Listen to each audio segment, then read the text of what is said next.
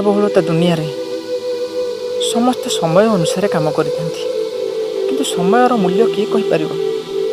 ମଣିଷ ସବୁବେଳେ କହିଥାଏ ମୋ ପାଖରେ ବହୁତ ସମୟ ଅଛି, କିନ୍ତୁ ସମୟ ଗଲା ପରେ ମଣିଷ ଚିନ୍ତା କରିଥାଏ ସମୟର କଣ୍ଟ୍ରୋଲ ମଣିଷ ହାତରେ ଥାଏ, କିନ୍ତୁ ମଣିଷ ବୁଝେ ନା। ସମୟ ଏବଂ ଶିକ୍ଷକ ଦୁଇ ଜଣ ମଣିଷକୁ ଶିକ୍ଷା ଦେଇଥାନ୍ତି। ସମୟ ପ୍ରଥମେ ପରୀକ୍ଷା ନେଇଥାଏ, ପରେ ଶିକ୍ଷା ଦେଇଥାଏ, କିନ୍ତୁ ଶିକ୍ଷକ ପ୍ରଥମେ ଶିକ୍ଷା ଦେଇଥାଏ, ପରେ ପରୀକ୍ଷା ନେଇଥାଏ। ମଣିଷ କ'ଣ ସମୟର ମୂଲ୍ୟ ବୁଝିପାରେ? ଆପଣ ଯଦି ଗୋଟିଏ ବର୍ଷର ମୂଲ୍ୟ ବୁଝିବାକୁ ଚାହିଁବେ, ତାହେଲେ ଗୋଟେ ଫେଲ୍ ହୋଇଥିବା ପିଲାକୁ ପଚାରନ୍ତୁ, ସିଏ କହିବ ଗୋଟେ ବର୍ଷର ମୂଲ୍ୟ କ'ଣ। ତଥାପି ବୁଝେନି ଗୋଟେ ବର୍ଷର ମୂଲ୍ୟ ମଣିଷ। ଯଦି ଗୋଟେ ମାସର ମୂଲ୍ୟ ବୁଝିବାକୁ ପଡ଼େ, ତାହେଲେ ଗୋଟେ ପୁଅକୁ ହରାଇଥିବା ମାଆକୁ ପଚାରନ୍ତୁ ଗୋଟେ ମାସର ମୂଲ୍ୟ କ'ଣ। ଯଦି ଏକ ମିନିଟର ବୁଝିବାକୁ ଚାହୁଁଛନ୍ତି, ତାହେଲେ ଗୋଟେ ବିଦେଶ ଫେରିଥିବା ବ୍ୟକ୍ତିକୁ ପଚାରନ୍ତୁ, ଯେବେ ଗୋଟେ ମିନିଟରେ ଟ୍ରେନ୍ ଫେଲ୍ ହେଇଛି, ଫ୍ଲାଇଟ୍ ମିସ୍ କରିଛି, ସିଏ ହିଁ କହିପାରିବ ଗୋଟେ ମିନିଟର ମୂଲ୍ୟ କ'ଣ। ଆପଣ ଗୋଟେ ସେକେଣ୍ଡର ମୂଲ୍ୟ ଜାଣିବାକୁ ଚାହୁଁଛନ୍ତି, ଆକ୍ସିଡେଣ୍ଟରୁ ଫେରିଥିବା ବ୍ୟକ୍ତିକି ପଚାରନ୍ତୁ, ସେ କହିବ ଗୋଟେ ସେକେଣ୍ଡର ମୂଲ୍ୟ କ'ଣ। ମଣିଷ ଏକ ମିଲି ସେକେଣ୍ଡର ମୂଲ୍ୟ ବି ବୁଝେ ନା। ଆପଣ ଏକ ମିଲି ସେକେଣ୍ଡର ମୂଲ୍ୟ କ'ଣ ଜାଣନ୍ତି? ଅଲିମ୍ପିକ ଖେଳାଳିଙ୍କୁ ପଚାରନ୍ତୁ, ଯେ ଗୋଟିଏ ମିଲି ସେକେଣ୍ଡରେ ତା'ର ଗୋଲ୍ଡ ମେଡ଼ାଲକୁ ଜିତି ପାରୁଛି, ସିଏ ହିଁ କହିପାରିବ ଗୋଟେ ମିଲି ସେକେଣ୍ଡର ମୂଲ୍ୟ କ'ଣ। ଆପଣ କେବେ ଏକାନ୍ତରେ ବସି ମନକୁ ପଚାରନ୍ତୁ, କେଉଁଠି ଏକ ମିନିଟରେ କିଛି ହରାଇବାକୁ ଯାଉଥିଲି, ଫେରି ଆସିଛି କି? ଆପଣ ଗୋଟେ ମାସର ମୂଲ୍ୟକୁ ବୁଝନ୍ତୁ, କେଉଁ ମା ତା'ର ପୁଅକୁ ମନେ ପକାଇ ଆଜି ପର୍ଯ୍ୟନ୍ତ କାନ୍ଦୁଛି। ସମୟକୁ କେବେ ବର୍ବାଦ କରନ୍ତୁ ନାହିଁ। ସମୟର ପ୍ରତ୍ୟେକ ମିନିଟ୍, ପ୍ରତ୍ୟେକ ସେକେଣ୍ଡ ଏବଂ ପ୍ରତ୍ୟେକ ଘଣ୍ଟାର ଭ୍ୟାଲୁକୁ ଜାଣନ୍ତୁ।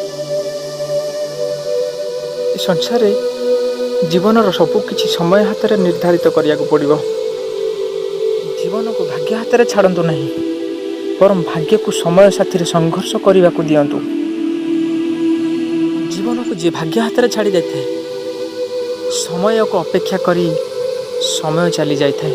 ଏତେ ବଡ଼ ଦୁନିଆରେ ଜୀବନ ବଞ୍ଚିବାରେ ମଣିଷ ଦୁଇ ପ୍ରକାର ହେଉଥାଏ, ଜଣେ ନେଗେଟିଭ୍ ଯଦି, ଆଉ ଜଣେ ପଜିଟିଭ୍। ଯଦି ପଜିଟିଭ୍ ବ୍ୟକ୍ତିକି ତା'ର ପ୍ରୋବ୍ଲେମ୍ ଦିଆଯାଏ, ସେ କିନ୍ତୁ ସଲ୍ୟୁସନ୍ ଦେବ। ଆପଣ ଯଦି ନେଗେଟିଭ୍ ବ୍ୟକ୍ତିକି ସଲ୍ୟୁସନ୍ ଦିଅନ୍ତି, ସେ ତା'ର କିନ୍ତୁ ପ୍ରୋବ୍ଲେମ୍ ବାହାର କରିବ। ପଜିଟିଭ୍ ବ୍ୟକ୍ତି ଯଦି ଗୋଲାପ ଦେଖେ, ସିଏ କହେ ୱାଓ କି ସୁନ୍ଦର ଫୁଲ। ଯଦି ନେଗେଟିଭ୍ ବ୍ୟକ୍ତି ଗୋଲାପ ଦେଖେ, ତାହେଲେ ସେ ନିଶ୍ଚିନ୍ତ କହିବ ଏ ଗୋଲାପ ଭିତରେ ବି କଣ୍ଟା। ଜୀବନରେ ଆପଣ ଯେତେ ପରିସ୍ଥିତିରେ ଥାଆନ୍ତୁ, କିନ୍ତୁ ଜୀବନକୁ ସୁନ୍ଦର କରିବା ପାଇଁ କିଛି ବି ନୂଆ ଖୋଜନ୍ତୁ। ଆପଣ ହାରିଯାଉଥିବା ସମୟରେ କେବେ ନିରାଶ ହୁଅନ୍ତୁ ନାହିଁ। ମଣିଷ ସବୁ କ୍ଷେତ୍ରରେ ହାରିଥାଏ, କିନ୍ତୁ ସେ ହାରିବା କ'ଣ ଶିଖେଇଛି, ତାକୁ ମନେ ପକାନ୍ତୁ। ଅବଦୁଲ କଲାମଙ୍କର ପାଇଲଟ ହେବା ପାଇଁ ବହୁତ ବଡ଼ ସ୍ୱପ୍ନ ଥିଲା, କିନ୍ତୁ ପରୀକ୍ଷା ସମୟରେ ଅବଦୁଲ କଲାମ ଫେଲ୍ ହୋଇଗଲେ। କଲାମ ସାହେବ କିନ୍ତୁ ବାଟରେ ଫେରୁଥିଲେ, ହଠାତ୍ ଜଣେ ବ୍ୟକ୍ତି ଦେଖାହେଲେ। ବ୍ୟକ୍ତି ଜଣ କହିଲେ, ବାବୁ ଏତେ ଉଦାସ ଉଦାସ ଲାଗୁଛ କାହିଁକି? କଲାମ ସାହେବ କହିଲେ, 9 ଜଣ ପରୀକ୍ଷା ଦେଉଥିଲେ, କିନ୍ତୁ ଏକା ଫେଲ୍ ହୋଇଗଲେ, ସେଥିପାଇଁ ଉଦାସ ଉଦାସ ଲାଗୁଛି। ବ୍ୟକ୍ତି ଜଣ କହିଲେ, ଆପଣ ସିନା ଭଗବାନଙ୍କ ଭରସାରେ ବସିଥିଲେ, ଭଗବାନ କିନ୍ତୁ ଆପଣଙ୍କ ଭରସାରେ ବସିଛନ୍ତି। ବ୍ୟକ୍ତି ଜଣକ କଲାମ ସାହେବକୁ କହିଲେ, ଆପଣ ଚିନ୍ତା କରନ୍ତୁନି, ଆପଣ ଆଜି ଯଦି ବଞ୍ଚିତ ହୋଇଛନ୍ତି, ଆଜି ଏ ପରୀକ୍ଷାରେ ଫେଲ୍ ହୋଇଛନ୍ତି, ଆପଣ ନିଜକୁ ଦୁର୍ବଳ ଭାବନ୍ତୁନି, ଆପଣ ନିଶ୍ଚିନ୍ତ ସଫଳ। ଆପଣ ଏ ହାର ନୁହେଁ, ଏ ବିଜୟ। ଆପଣ ତା'ଠାରୁ କିଛି ବଡ଼ ପଦବୀ ନିଶ୍ଚିନ୍ତ ହାସଲ କରିବେ। ସମୟ କେମିତି ତାଙ୍କୁ ପରିବର୍ତ୍ତନ କରିଦେଲା। ପାଇଲଟ ବଦଳରେ ଯେ କି ଭାରତର ମିସାଇଲ ମ୍ୟାନ୍, ଆଜି କୋଣେ କୋଣେ, ଆଜି ୱାର୍ଲଡର ପ୍ରତ୍ୟେକ ଜାଗାରେ, ପ୍ରତ୍ୟେକ କୋଣରେ ସମସ୍ତେ ହିଁ ତାଙ୍କୁ ମନେ ରଖିଛନ୍ତି। ସେଠାର ହାର, ଏଠାର ବିଜେତା। ସାହେବ ଥରେ ଏୟାରପୋର୍ଟରେ ଫେରୁଥାନ୍ତି, ହଠାତ୍ କିଛି ପାଇଲଟ ଆସି ତାଙ୍କୁ ସ୍ୟାଲୁଟ୍ ମାରିଲେ। ସାହେବଙ୍କର ସେଇ ପରୀକ୍ଷା ଦିନର କଥା ମନେ ପଡ଼ିଯାଉଥାଏ, ସେ ବ୍ୟକ୍ତିଙ୍କର କଥା ମନେ ପଡ଼ିଯାଉଥାଏ, ସେଦିନ ଥିଲା ଏମିତି ଏକ ଦିନ 9 ଜଣଙ୍କ ଭିତରେ ମୁଁ ଏକା ହିଁ ଫେଲ୍ ହେଇଥିଲି।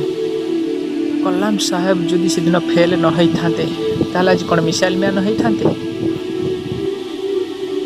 କଲାମ ସାହେବ ସବୁବେଳେ ଗୋଟେ କଥା କହିଥାନ୍ତି, ତୁମେ ତୁମର ଭାଗ୍ୟ ବଦଳେଇ ପାରିବନି କିନ୍ତୁ ନିଜର ଅଭ୍ୟାସ ବଦଳେଇ ପାରିବ। ଯଦି ଅଭ୍ୟାସ ବଦଳେଇ ପାରିଲ ତାହେଲେ ଆପେ ଆପେ ଆପଣଙ୍କ ଭାଗ୍ୟ ବଦଳିଯିବ।